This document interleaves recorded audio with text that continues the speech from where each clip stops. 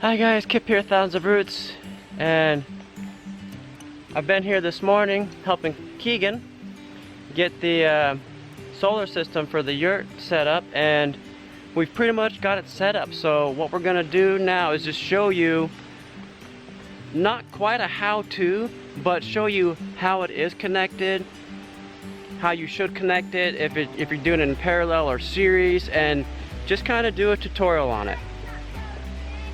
Thank you for joining us, and hopefully this will be some beneficial information for anybody interested in solar and or just interested in off-grid lifestyle. All right, hey brother, why don't you just run us through the battery bank and what you got going on here? Sure, all right. Hey, so we just got done wiring up the new solar. First I want to show you the old battery. This is the battery that my wife and I worked off of for our entire solar system back in Maine. We have now upgraded to this. How long did you use that little one back in Maine? We used that for 2 years. 2 years, that little battery. Yeah. Woo, this is quite the upgrade for you all. Yeah. Very cool. So now we have two 100 amp hour batteries, making a complete 200 amp hours battery bank. And we went ahead and wired these to our charge controller.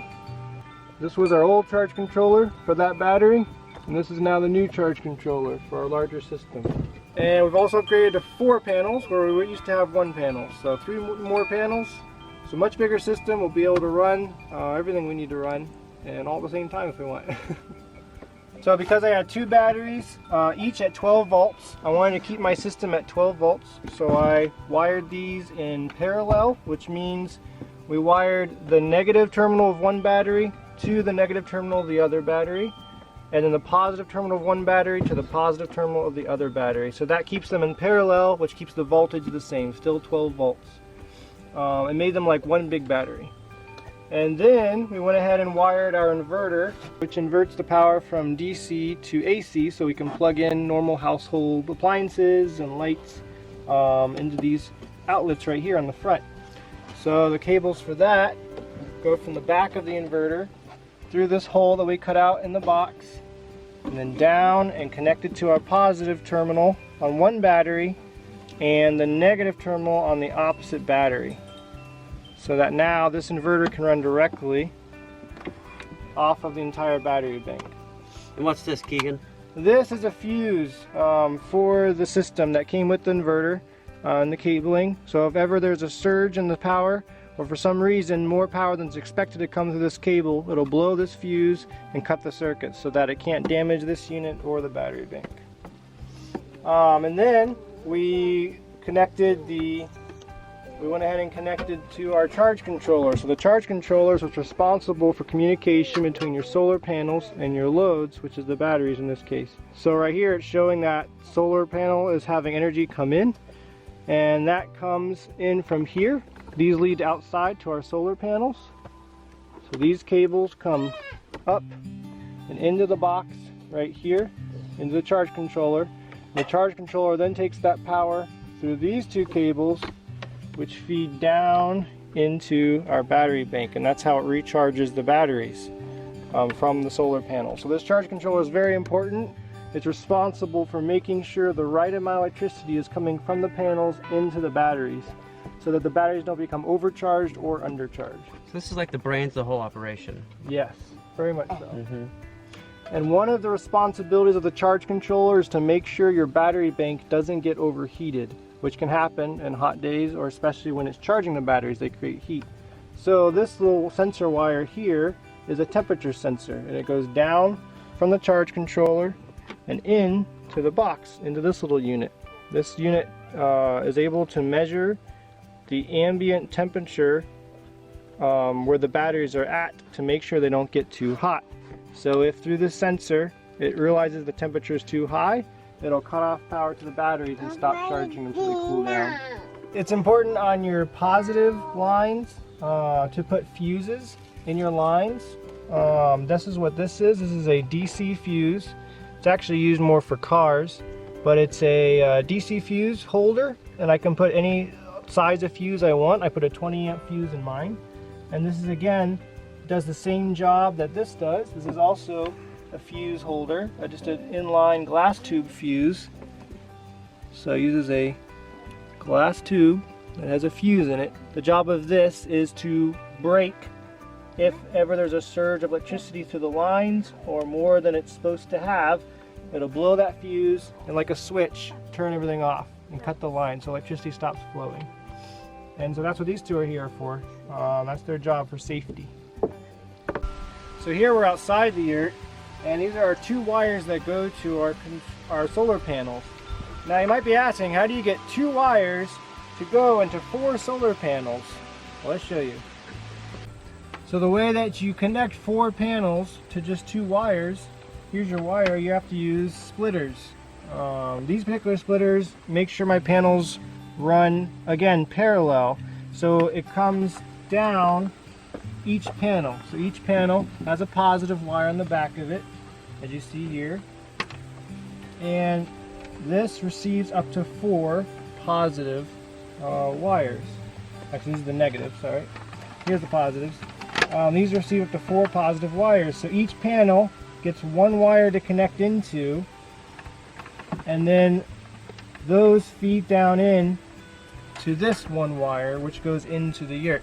And that, I have 1 for the positive end and 1 for the negative of all of the panels. If you need to run your system on 24 volt or higher, you could run your panels possibly in series. I want to keep everything at 12 volts. Each 1 panel puts out 12 volts, so I didn't want to go in series. I stayed in parallel so that the electricity coming in to the charger controller came in at 12 volts. How much does each panel you have capable of? Each panel is roughly 100 watts, so we're getting 400 watts total in a perfect world. More like 350 or 330 something probably in reality. Yeah. So these 4 panels being on the ground right now is a temporary setup.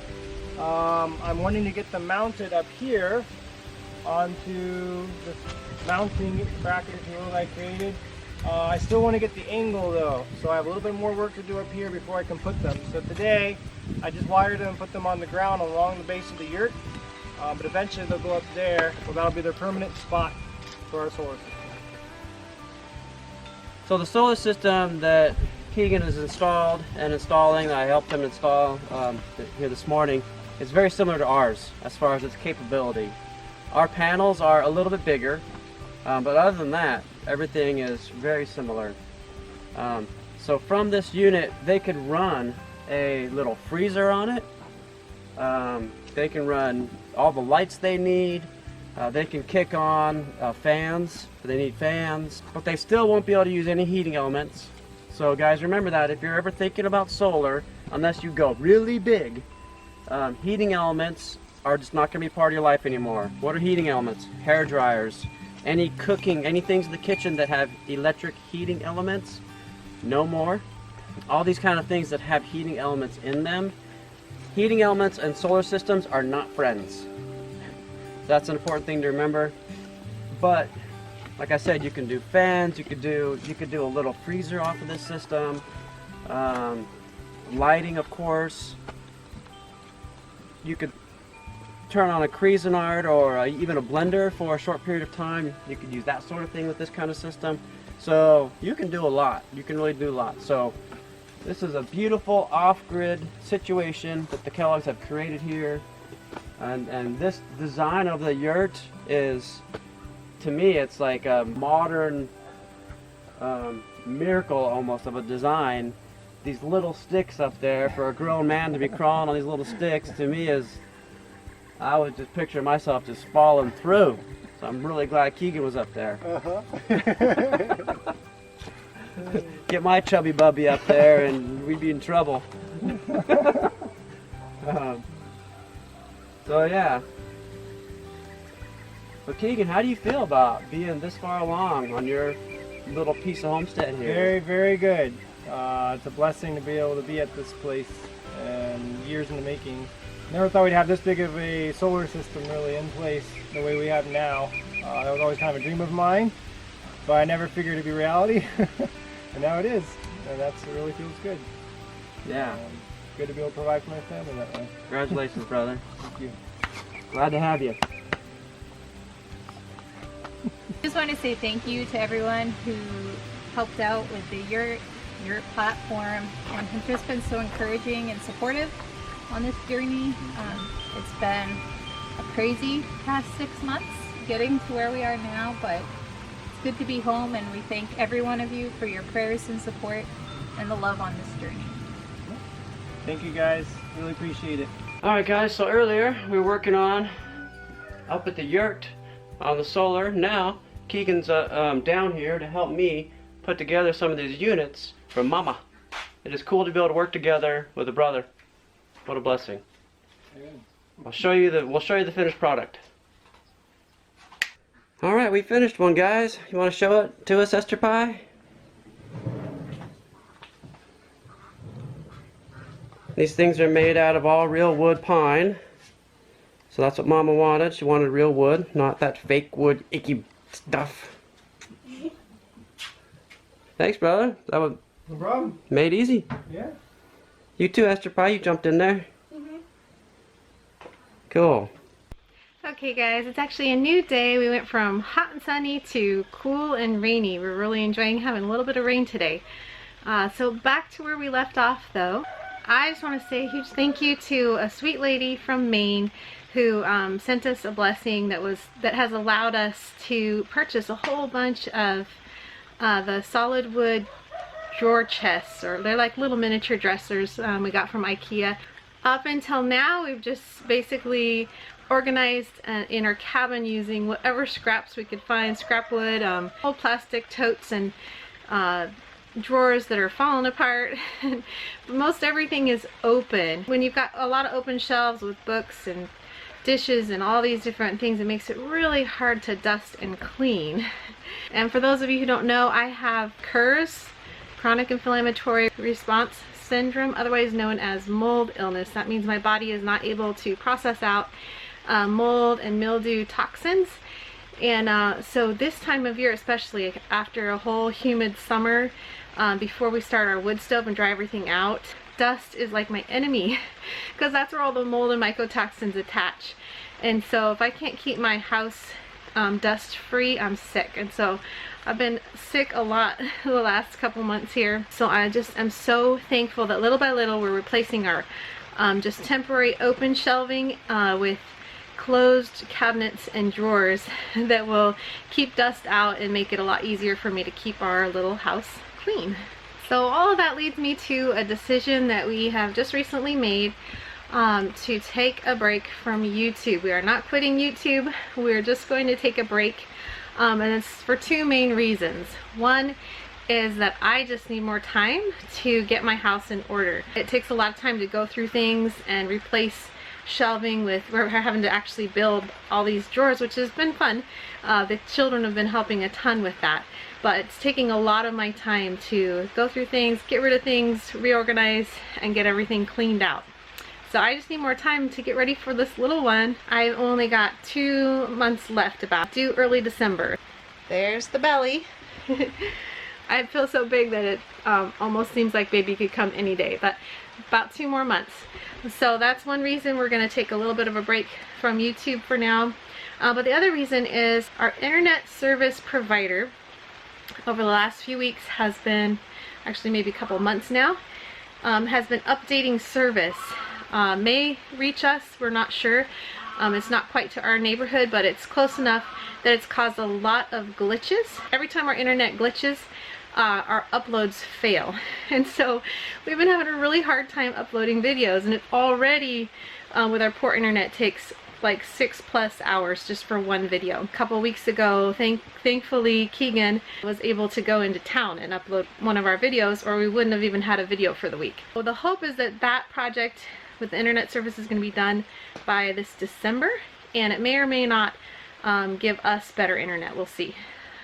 So that's reason number 2. However, we are going to still try and do small updates and videos on our Facebook page, Thousands of Roots Homestead, and our Patreon page.